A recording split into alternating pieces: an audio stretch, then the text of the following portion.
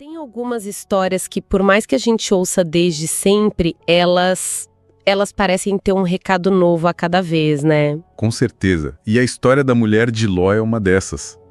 É forte. Muito.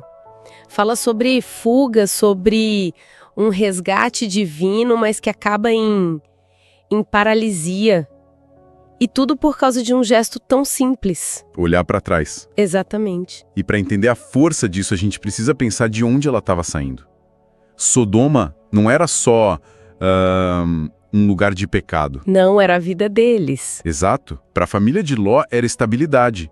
Era a casa deles, o status social. A ordem para sair de lá não era só fugir do perigo, era abandonar uma vida inteira. Uma operação de resgate com um custo pessoal altíssimo. E no meio dessa fuga toda vem a ordem dos anjos, que parece até estranha.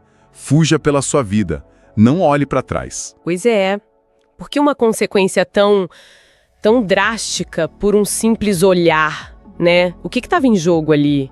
Olha, esse é o ponto central. A ordem não era sobre tipo uma regra de segurança.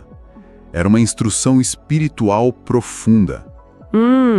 O verbo em hebraico para olhar para trás não sugere um olhar rápido, de curiosidade. A ideia é de um olhar intencional, sabe? Um olhar com saudade, com conexão. Quer dizer, ela não só olhou, ela se reconectou com aquilo. Perfeito. O corpo dela estava indo embora, mas a alma dela estava voltando para Sodoma. Nossa, isso torna tudo muito mais humano e mais trágico também. Talvez não tenha sido só rebeldia, mas medo. Medo do desconhecido, com certeza. A segurança de um passado, mesmo um passado terrível, às vezes parece mais fácil de lidar do que um futuro que é uma completa incerteza. Faz sentido. A tragédia dela não foi o apego ao pecado em si, mas talvez a falta de confiança no resgate que estava sendo oferecido. O coração dela ficou para trás. E a obediência pela metade. Simplesmente não funciona. O corpo num lugar e o coração em outro é a receita para o desastre. E que desastre! A consequência é uma das imagens mais poderosas da Bíblia, Gênesis 19, 26. É direto.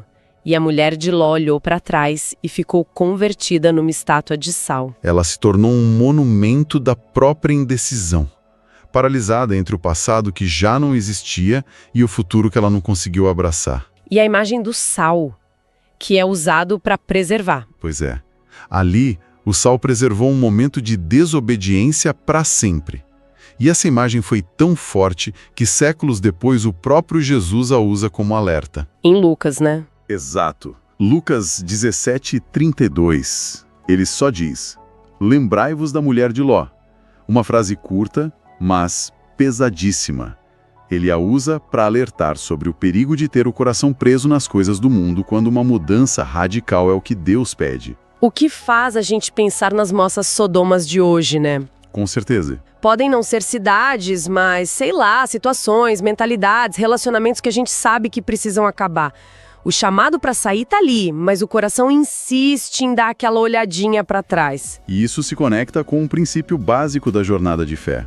Em Hebreus 10:38 diz: mas o meu justo viverá pela fé, e se retroceder, não me agradarei dele. A fé como um movimento para frente, então. Exatamente. Fé é confiar no destino que foi prometido mesmo sem ver. E ter a coragem de soltar as âncoras do passado. Retroceder, ou mesmo só olhar com saudade, é o oposto disso. No fim, a história dela não é sobre o passado, é sobre as decisões que a gente toma hoje. O chamado para avançar, para deixar o que prende, ele é constante. É um princípio eterno. E isso deixa a gente com uma reflexão, né? Sim. O aviso para não olhar para trás continua valendo. A pergunta que fica é: qual é o custo de um olhar para trás na nossa jornada?